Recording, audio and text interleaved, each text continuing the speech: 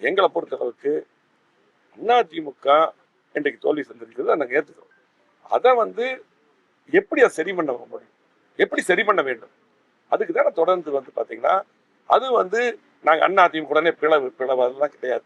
எங்களுக்குள்ள ஒரு கருத்து வேறுபாடு, இதை திரும்பி சொல்லிட்டு அந்த கருத்து வேறுபாடு எப்படி சரி செய்யணும், அதுக்கு தான் நாங்கள் பார்த்தீங்கன்னா பொதுக்குழு உறுப்பினர்கள்லாம் இருக்காங்க. அதை பேசி ஒரு பொதுக்குழு கூட்டம்னு சொல்லி கோரிக்கை பொதுச்செயர் இப்போ பார்த்தீங்கன்னா அன்னைக்கு சொன்னால் இப்போ எப்போ அந்த எடப்பாடியார் தான் பொதுச்செயர், நாங்கள் அவங்ககிட்ட தான் அது கொடுப்போம்னு சொல்லி நாங்கள் ஆய்வு பண்ணணும் எப்படி இந்த தோல்வி வந்ததுன்னு சொல்லி இதைத்தான் சொல்லி. ஆனால் தொடர்ந்து இதை ஒரு தவறான எண்ணத்தை பதவிக்காக கொண்டு போய் சில பேர் ஒரு பெரிய டீம் ஒர்க்கே பண்ணிட்டு இருக்காங்க, ஒரு தவறான எண்ணத்தை.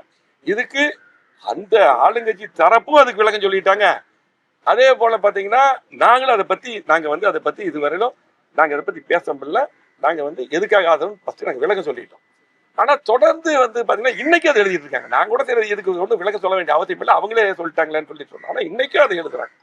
எனவே ரொம்ப ஒரு வருத்தமான ஒரு தவறான எண்ணத்தை இப்ப பாத்தீங்க இப்ப இருக்க சூழ்நிலையில ஊடகங்கள் ட்விட்டர் பேஸ்புக் எல்லாம் ஒரு தவறான ஒரு எண்ணத்தை எடுத்து இது அப்படி பரப்பி மக்கள்கிட்ட கொண்டு போய் ஒரு குழப்பத்தை ஏற்படுத்தக்கூடிய சூழ்நிலை இன்னைக்கு காலம் மாறிட்டு இருக்கு.